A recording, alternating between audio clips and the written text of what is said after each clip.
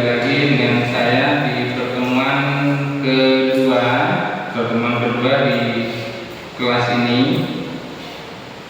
Pada pertemuan kedua ini, materi yang akan saya sampaikan tentang disiplin dan tanggung jawab. Sebelum kita lanjutkan, kita bisa awali dengan berdoa bersama-sama. 1, 2, 3. Bismillahirrahmanirrahim. Allahumma inni as'aluka ilman nafi'an wa rizqan thayyiban wa amalan mutaqabbalan. Rabbi ishrah li sadri wa yassir li amri wahlul 'uqdatam min lisani yafqahu qawli. Amin. Jazakumullahu khairan. Di pertemuan sebelumnya kita sudah mempelajari akhlak terpuji, yaitu tentang sifat jujur. Pada pertemuan kedua ini, materi yang akan saya sampaikan adalah tentang disiplin dan tanggung jawab. Sebelumnya, tentang pengertian disiplin dan tanggung jawab. Ada yang tahu pengertian disiplin dan tanggung jawab? Kalau tidak ada, bisa saya sampaikan pengertian disiplin. Disiplin adalah kepatuhan terhadap aturan atau tata tertib yang berlaku, baik itu di rumah, di sekolah, maupun dalam masyarakat. Jadi disiplin adalah kepatuhan terhadap aturan atau tata tertib yang berlaku baik di rumah, di sekolah, maupun dalam kehidupan bermasyarakat. Nanti setelah itu akan saya beri contoh-contohnya, bagaimana contoh sikap disiplin di rumah, sikap disiplin di sekolah, maupun dalam masyarakat. Anak yang disiplin akan terbiasa hidup teratur dan tepat waktu. Jadi anak yang sudah membiasakan hidup disiplin, maka akan selalu berusaha tepat waktu. Itu pengertian disiplin. Sekarang bagaimana tentang pengertian tanggung jawab? Karena disiplin dengan tanggung jawab ini merupakan dua sikap yang saling berketerkaitan. Tanggung jawab adalah kesadaran seseorang untuk menerima tugas dan menyelesaikannya dengan baik. Jadi tanggung jawab itu adalah kesadaran seseorang untuk menerima tugas dan menyelesaikannya dengan baik. Orang yang bertanggung jawab tidak menyalahkan orang lain atas kesalahan yang diperbuatnya. Jadi kalau orang memiliki jiwa tanggung jawab, ketika dia berbuat kesalahan, dia akan mengakui kesalahannya dan akan mempertanggungjawabkan resiko yang akan diperoleh. Jadi tidak lari dari tanggung jawab tersebut. Tadi sudah saya sebutkan, akan saya berikan contohnya. Sekarang contoh disiplin dan tanggung jawab. Contoh disiplin dan tanggung jawab, entah itu di rumah, di sekolah maupun di masyarakat. Nah, termasuk juga di tempat pengajian. Di rumah, contohnya bangun tepat waktu,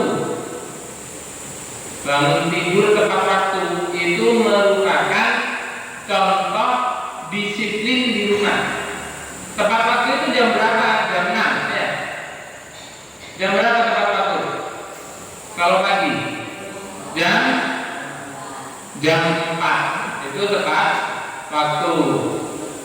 Nah, siapa yang tadi pagi bangun jam 4? Coba aja. Berarti ada laki-lakinya ada 1, 2, 3, ada 4, 5. Perempuannya ada yang bangun jam 4. Bangun terus berkegiatan, bukan bangun terus tidur lagi, kan ya? Jadi bangun terus melanjutkan kegiatannya. Itu contoh. Kemudian membantu orang tua. Membantu orang tua, entah membantu kesibukan orang tua apa saja. Contohnya mencuci kendaraan orang tua, menyapu rumah, menyapu halaman rumah, ngepel lantai, kemudian membersihkan debu-debu yang ada di jendela pakai tulak kemucing buat bersihkan debu itu. Mematikan lampu yang sudah tidak digunakan dan membantu kesibukan orang tua yang lainnya. Kemudian contoh lagi sikap disiplin dan tanggung jawab di rumah. Belajar sesuai jadwal. Belajar sesuai jadwal. Punya jadwal belajar di rumah semua? Punya ya? Contoh jadwal belajar setelah sholat subuh misalnya. Ya setelah sholat subuh belajar. Nanti setelah belajar lanjut kegiatan lainnya sudah terjadwal. Itu contoh perbuatan disiplin dan tanggung jawab di rumah. Selain itu masih banyak contoh-contoh lain. Misalnya sama orang tuanya disuruh untuk mengerjakan sesuatu. Nah, kalau mempunyai jiwa tanggung jawab, mengerjakan perintah dari orang tuanya tersebut, itu termasuk contoh yang lain. Kemudian contoh disiplin dan tanggung jawab di sekolah atau di tempat pengajian. Hadir tepat waktu. Nah, sekolah mulai jam 6:30. Jam 6:30 sudah harus sampai di sekolah misalnya, atau jam 7 sudah harus sampai di sekolah. Ya diusahakan bisa hadir tepat waktu, atau kalau bisa sebelum jam waktu tersebut. Mengaji misalnya di tempat pengajian ada peraturan dimulai maghrib di tempat, sholat maghrib di tempat pengajian, dilanjutkan materi pengajian. Ya berusaha untuk bisa hadir sholat maghrib berjamaah di tempat pengajian. Kemudian contoh berikutnya mengerjakan PR, pekerjaan rumah. Nah, kalau PR yang dikerjakan beneran di rumah, dikerjakan, diselesaikan sebelum nanti masuk kelas lagi. Kalau jadwalnya besok sudah dikumpulkan, ya berarti dikerjakan malamnya, besok bisa dikumpulkan. Terus menjaga kebersihan kelas atau menjaga kebersihan tempat pengajian. Itu termasuk contoh-contoh sikap disiplin dan tanggung jawab di sekolah dan tempat pengajian. Dia biasanya ada jadwal piket, yaitu supaya ditepati jadwal piket tersebut. Kemudian contoh disiplin dan tanggung jawab dalam kehidupan bermasyarakat. Ada contoh-contoh lagi. Di antaranya menjaga kebersihan lingkungan. Jadi dengan kesadaran dirinya masing-masing supaya menjaga kebersihan lingkungan, tidak menunggu hanya pada saat ada gotong royong, tidak, tapi ketika melihat ada sesuatu yang di situ perlu dibersihkan, ya dibersihkan. Melihat ada sampah yang berserakan di lingkungan tempat tinggal, ya dibersihkan. Nah, termasuk ketika membuang sampah, jangan membuang sampah sembarangan. Buang sampah supaya pada tempatnya.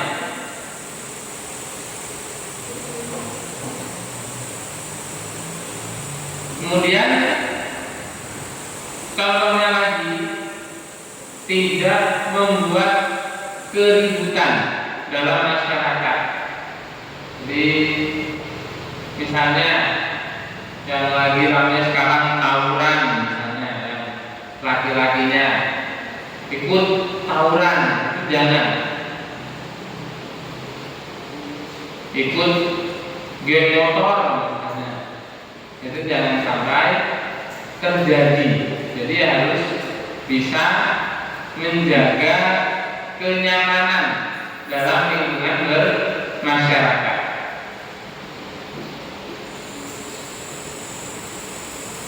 Kemudian hasil atau keutamaan yang bisa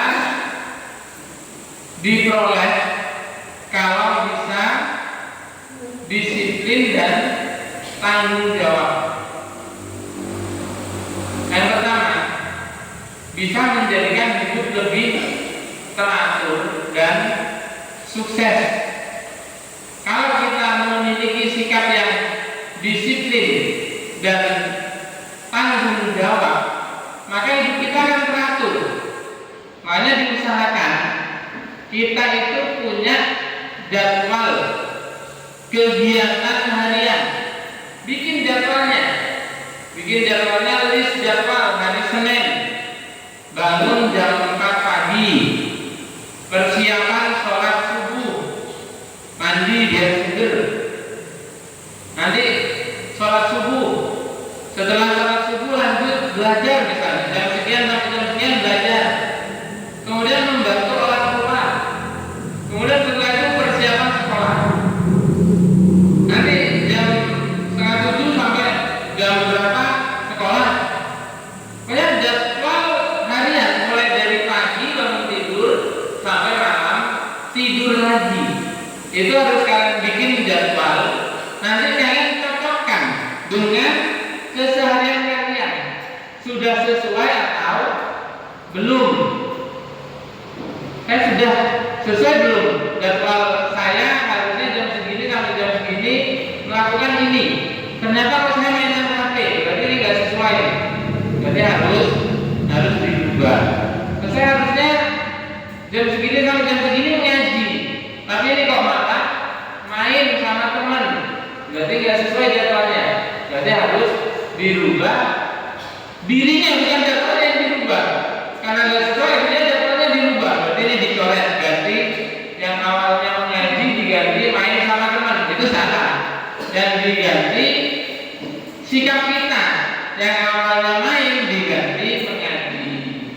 Yang awalnya main HP diganti belajar. Seperti itu. Jadi bukan yang diganti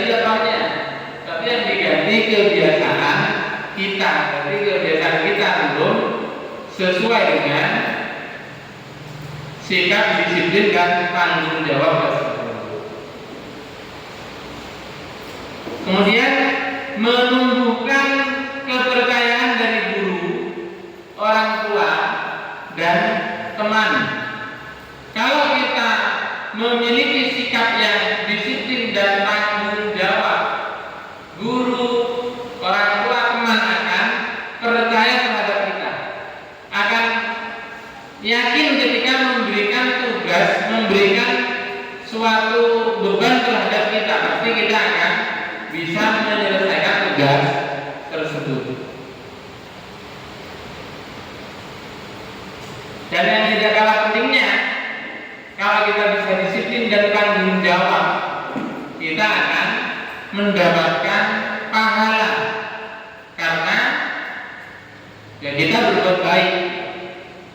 Kalau berbuat baik pasti akan memberikan pahala kepada kita. Man 'amila sholihan falinafsi. Barang siapa yang berbuat baik, maka itu akan manfaat bagi dirinya sendiri. Termasuk Nabi Muhammad sendiri juga memerintahkan kepada umatnya untuk bisa bersikap disiplin, termasuk dalam waktu sholat. Waktu sholat itu kan ada rentangnya. Sholat subuh sekarang itu adanya kurang lebih jam 4 lewat 10 atau lewat 11 menit. Itu waktu awal sholat subuh. Waktu akhirnya sekitar jam 5. Jangan sampai mengerjakan sholat subuhnya jam 5 lewat 10. Berarti sudah melewati waktu akhir. Terus katanya nggak boleh jam 5 lewat 10. Kita sholat jam 7 aja. Itu tambah nggak boleh. Jam 5 lewat 10 aja nggak boleh, apalagi jam 7. Jadi ya itu termasuk perintah dari Nabi. Kemudian tanggung jawab dalam menjaga kebersihan. Bahkan ada dalil yang menunjukkan an-nadhafatu minal iman. Kebersihan sebagian dari iman. Kalau dalam hadis riwayat Abu Daud, Nabi bersabda, tunaikanlah amanah kepada orang yang mempercayaimu. Ketika kita sudah dipercaya oleh seseorang, jangan sampai mengkhianati kepercayaan yang sudah diberikan oleh orang tersebut. Contoh orang tua yang sering memberikan amanah kepada kita adalah orang tua. Orang tua kita memberi kita amanah untuk membayarkan uang SPP misalnya. Jangan digunakan untuk top up Mobile Legends. Jangan. Apalagi digunakan untuk depo slot. Jangan. Jadi ya tunaikanlah amanah yang sudah diamanahkan kepada kita. Kalau kita bisa amanah, tanggung jawab, ya kita akan dipercaya. Tapi kalau kita tidak bisa tanggung jawab terhadap amanah tersebut, maka kita tidak akan dipercaya lagi untuk ke depannya.